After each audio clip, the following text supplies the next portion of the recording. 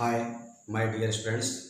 दोस्तों, हम लोग पढ़ रहे थे ऑर्गेनिक केमिस्ट्री में केमिकल प्रॉपर्टीज ऑफ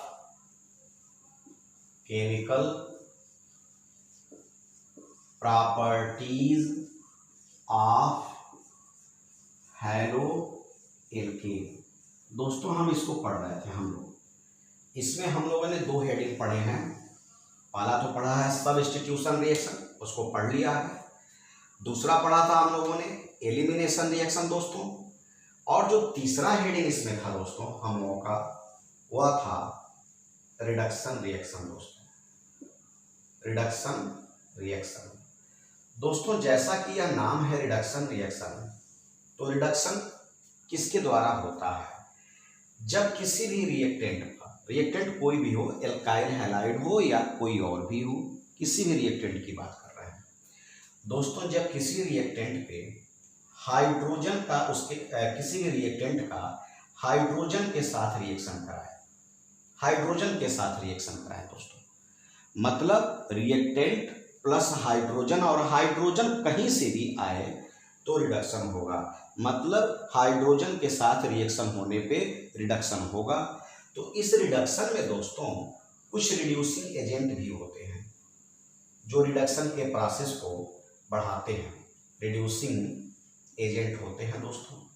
और जो यह रिड्यूसिंग एजेंट होते हैं, जैसे कि आप Zn with HCl, Sn with HCl, Na with ethyl alcohol C2H5OH, या LiAlH4 लिथियम एल्यूमिनियम हाइड्राइड, ये सब रिड्यूसिंग एजेंट हैं दोस्तों। या हाइड्रोजन भी रहे और हाइड्रोजन के साथ निकल हो, या प्लेटिनम हो, या पैलेडियम हो दोस्तों, ये सारे रिड्यूसिंग एजेंट होते हैं जो क्या करते हैं, रिएक्शन को रिड्यूस कराने में मदद करते हैं। बेसिकली याद रखिएगा, रिडक्शन रिएक्शन हाइड्रोजन के द्वारा ही होता है। तो दोस्तों, ये तो मैंने आपको रिड्यूसिंग एजेंट बताया। अब कुछ रिडक्शन रिएक्शन के एग्जांपल्स बता दें।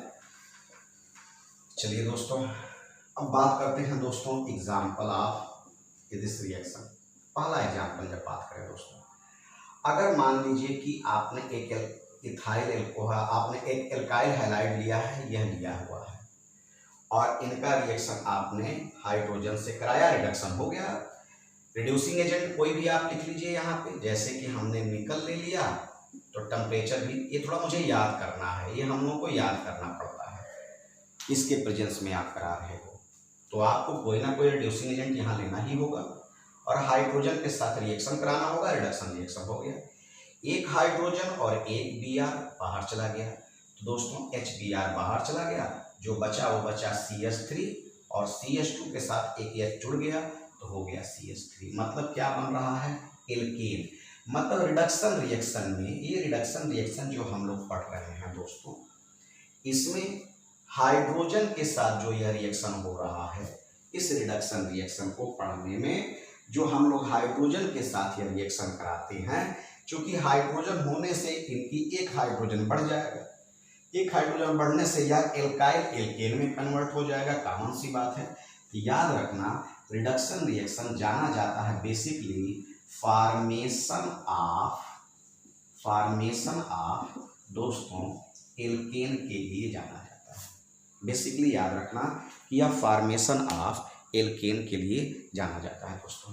चलो भैया, तो यह तो हो गया आपका एक एग्जाम्पल, आपको समझ में आ गया।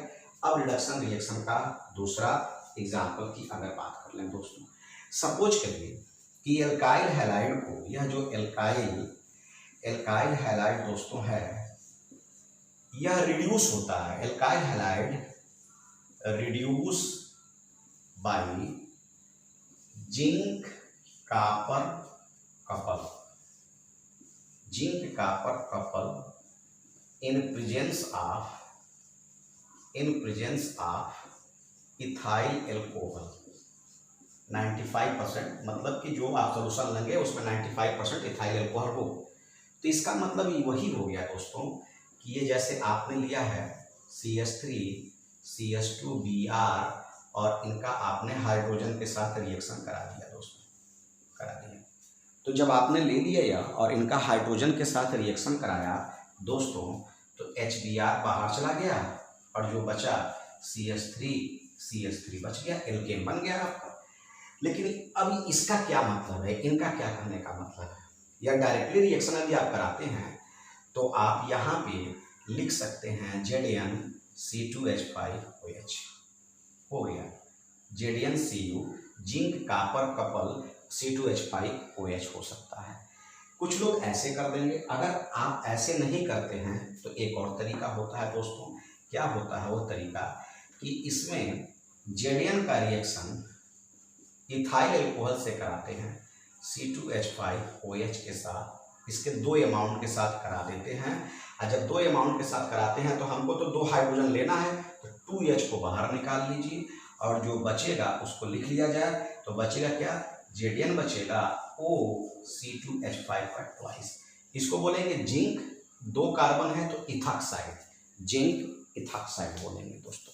तो यह होगा। तो आप डायरेक्टली करो ना, आप क्यों इसको इस तरह मेहनत करोगे। आप यहाँ लिखो जिंक, यहाँ लिखो इथाइल अल्कोहल, डायरेक्टली हो गया तो ये रिएक्शन बन गया। लेकिन क्या होता है, जैसे कि यह हाइड्रोजन जो आता है, यह अगर लाइन दिया हुआ है, इस लाइन का मतलब हुआ कि यह हाइड्रोजन इस रिएक्शन के करने के बाद आया, मतलब यह हाइड्रोजन जो आया है उसी हाइड्रोजन को आपने यहाँ यूज किया है, या डायरेक्टली करा दो रिएक्शन। तो दोस्तों एक तो ये हो गया। एक और होता है, इसी एग्जाम्पल को एक और एग्जाम्पल से आपको बता देते हैं। यह reduction basically formation of alkane ही जाना जाता है दोस्तों। ये फॉर्मेशन, क्योंकि हाइड्रोजन की संख्या बढ़ाओगे, एल्काइल है, एल्काइल हैलाइड है, उस पर कराओगे, एल्काइल में हाइड्रोजन जुड़ेगा तो एल्केन एल्केन बनेगा। एक और एग्जाम्पल ले लीजिए आप। चलिए भैया, CH3 CH2 I ले लिया आपने और इसका रिएक्शन आपने HI के साथ कराया, तो क्या बनेगा, I और I मिलकर के I2 बन गया और ये बन गया CH3 एल्केन बन गया। यह मैं रिएक्शन इसलिए लिख रहा हूँ कि मैं ये बताना चाहता हूँ कि आपको हाइड्रोजन कहीं से भी मिलना चाहिए तभी रिडक्शन होगा। अब यहाँ रिड्यूसिंग एजेंट के रूप में ले लेंगे आप रेड फास्फोरस 430 केल्विन टेम्परेचर के आसपास ले लीजिए रेड फास्फोरस को। यह आपको याद करना पड़ेगा दोस्तों, तभी होगा, यह याद करना पड़ेगा। मैं अलग अलग रिएक्शन कर रहा हूँ, सारे रिएक्शन में एक ही चीज़ है, एल्केन बनेगा और हाइड्रोजन का रिएक्शन कराना होगा, यही बात है। लेकिन कैटलिस्ट सबके अलग अलग हो रहे हैं। तो दोस्तों ये तो था आपका रिडक्शन रिएक्शन। अब अगला हेडिंग है, चौथा हेडिंग है रिएक्शन विथ मेटल। एक सेकंड दोस्तों, इसे मिटा दिया जाए, मिटाने में मेहनत ज़्यादा लगता है।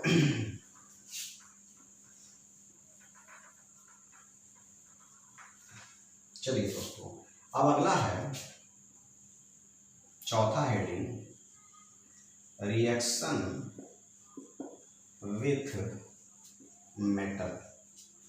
अब जब रिएक्शन विथ मेटल होता है दोस्तों, चलिए भैया, रिएक्शन विथ मेटल से बहुत सारी चीज़ें क्लियर होती हैं।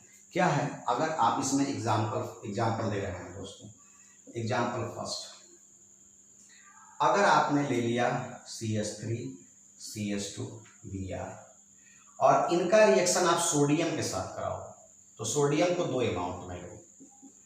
जब 2 अमाउंट में लोगे तो इसको भी 2 अमाउंट में लो। एक अमाउंट यहाँ हो गया, हम चाहें तो यहीं 2 लगा दें, समझाने के लिए यहाँ लिख दे रहे हैं, उसी को उल्टा करके लिखे हैं समझाने के लिए। देखिए CH3 CH2 Br CH2 CH3। अब आप कहोगे सर ऐसे क्यों लिखे हो, समझाने के लिए, बार बार बोल रहा हूँ समझाने के लिए, मैं डायरेक्टली यहाँ 2 लिख सकता था। जब सोडियम के साथ रिएक्शन कराएंगे, रिएक्शन विथ मेटल, यहाँ हम आपको दिखाएंगे, सोडियम के साथ दिखाएंगे, मैग्नीशियम के साथ दिखाएंगे, लिथियम के साथ दिखा देंगे और लेड के साथ दिखा देंगे। 4 रिएक्शन कर देंगे यहाँ पे दोस्तों। 2NaBr बाहर चला गया, 2NaBr बाहर चला गया, क्या बचा CH3 CH2 CH2 CH3 CH3 CH2 CH2 CH2 दोस्तों बाहर हो गया। दोस्तों इसमें कैटलिस्ट यूज किया जाता है, ड्राई ईथर एक कैटलिस्ट के रूप में दोस्तों यहाँ पे यूज किया जाता है। चलो भी ये होगी बात। अब सोडियम के साथ, ये तो प्राइमरी था, सेकेंडरी बना के दिखा दो। चलो सेकेंडरी करते हैं। CH3 CH CH3, फिर सोडियम के साथ ही कर रहा हूँ अभी, सोडियम के साथ सेम चीज़ों को, सेकेंडरी है ना, Cl ले लो, Cl, फिर आ जाओ उसी तरह से उल्टा लिख लो ताकि समझने में आसानी रहे, Cl CH3 CH3। मैं नीचे कर दे रहा हूँ रिएक्शन को, उधर छाया पड़ रहा है इसलिए दिखाई नहीं देगा आपको दोस्तों। ये हो गया 2NaCl बाहर चला गया, 2NaCl बाहर चला गया, जो बचेगा वो देख लो क्या बचा, CH3 CH3 CH3 CH3, ये बचा दोस्तों। देख लीजिए यह प्राइमरी एल्काइल ब्रोमाइड था, इथाइल ब्रोमाइड था, और ये सेकेंडरी ले लिया क्योंकि कार्बन ग्रुप का कार्बन दो साइड से एल्काइल से घिरा हुआ है।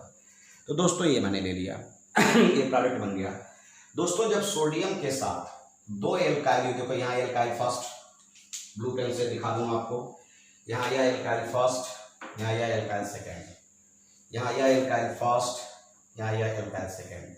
जब सोडियम के साथ दो एल्काइल लेकर चलते हैं दोस्तों, उस रिएक्शन को बोलते हैं, ये दोनों रिएक्शन सोडियम का एक पूरा रिएक्शन कहलाता है दोस्तों वुर्ज रिएक्शन। नाम याद रखिएगा, नेमिंग रिएक्शन में पूछा जाता है, इसको बोलते हैं दोस्तों वुर्ज रिएक्शन। चलो भैया इसको तो दिखा दिया हमने, सोडियम का दिखा दिया।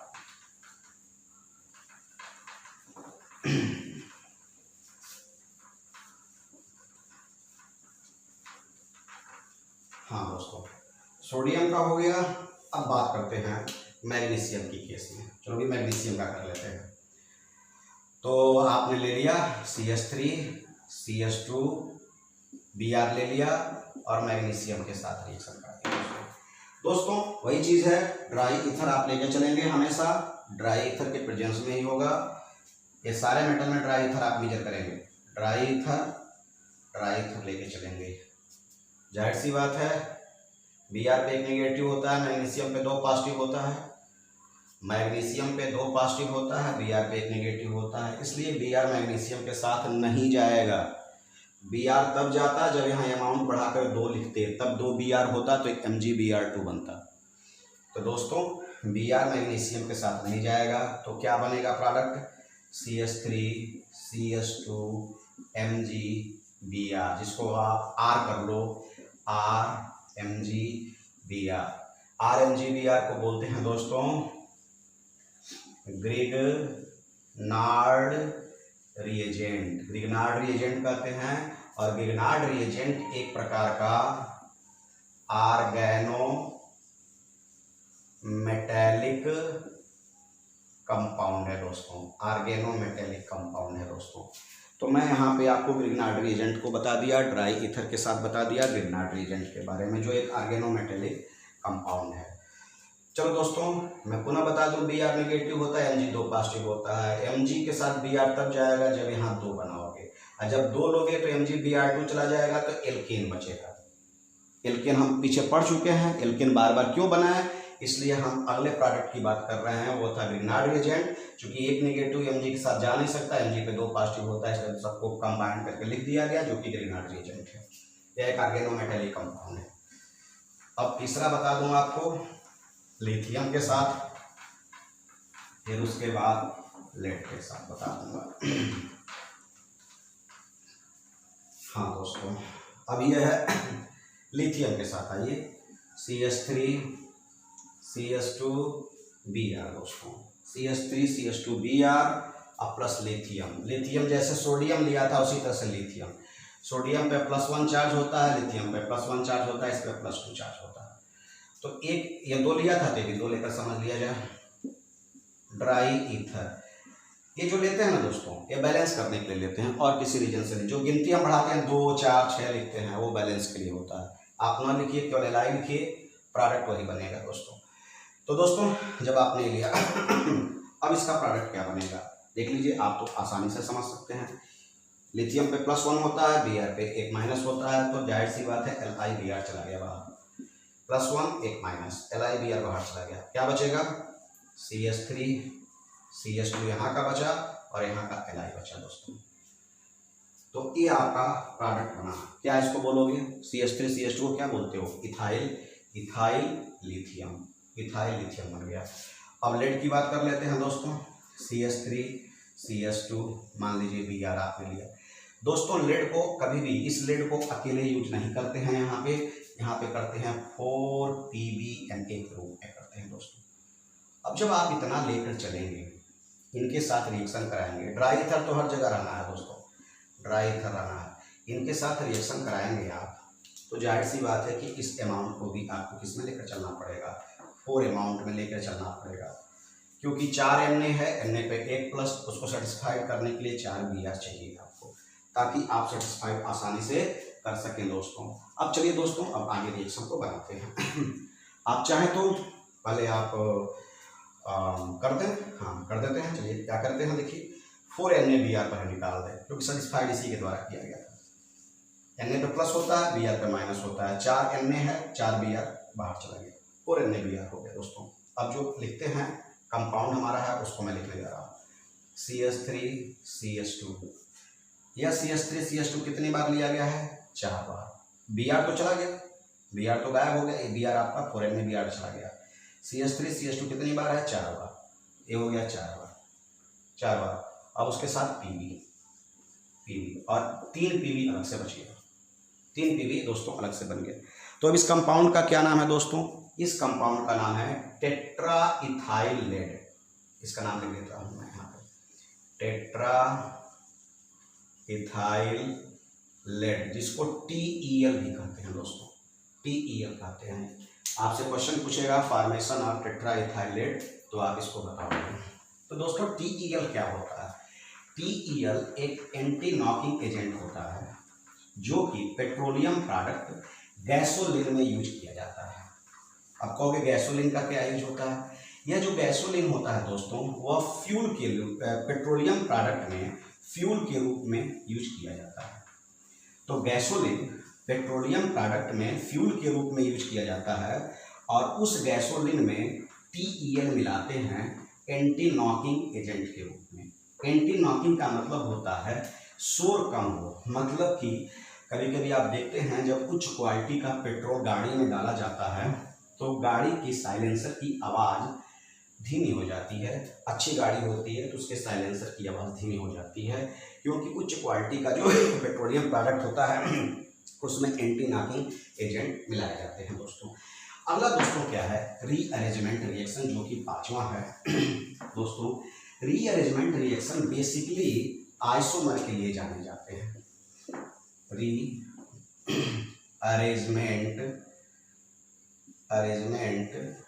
रिएक्शन दोस्तों जब बात करते हैं रीअरेंजमेंट रिएक्शन के लिए, तो इसका यूज किस लिए करते हैं, रीअरेंजमेंट, एल्काइल हैलाइड का जब रीअरेंजमेंट करेंगे, मतलब उसको दोबारा सेट करेंगे, तो आइसोमर बनेगा। तो आप लिख सकते हैं फॉर्मेशन ऑफ आइसोमर। अब देखो क्या होता है दोस्तों, जैसे कि इसके फॉर्मेशन ऑफ आइसोमर की बात करते हैं, कोई एक एग्जांपल ले लिया जाए, अगर CH3 CH2 Cl और इसका रीअरेंजमेंट कर दो। रीअरेंजमेंट का क्या है, यह इसका ग्रुप है, ग्रुप को ही बदल दो, कहीं इधर उधर चेंज कर दो, पोजीशन इसका चेंज कर दो, तो हो गया CH3 CH3 हो गया Cl। देख लो, 3 कार्बन 1 Cl, 3 कार्बन 1 Cl, 3 2 5 2 7, 3 3 6 1 7। अब हो गया रीअरेंजमेंट। यह क्या है बताइए, इसका नाम क्लोरोप्रोपेन। इसका नाम क्या है दोस्तों, 1 2 3 2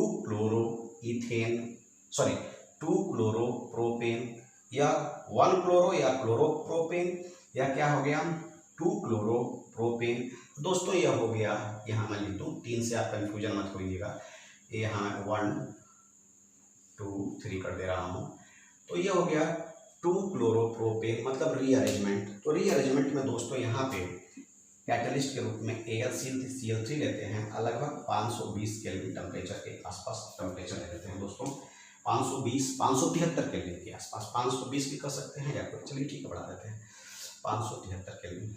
मतलब ये सब थोड़ा सा याद करना पड़ेगा, जो ये गिब्स आउट के ऊपर होता है, जो कैटलिस्ट के रूप में यूज करते हैं दोस्तों, उसको याद करना पड़ता है।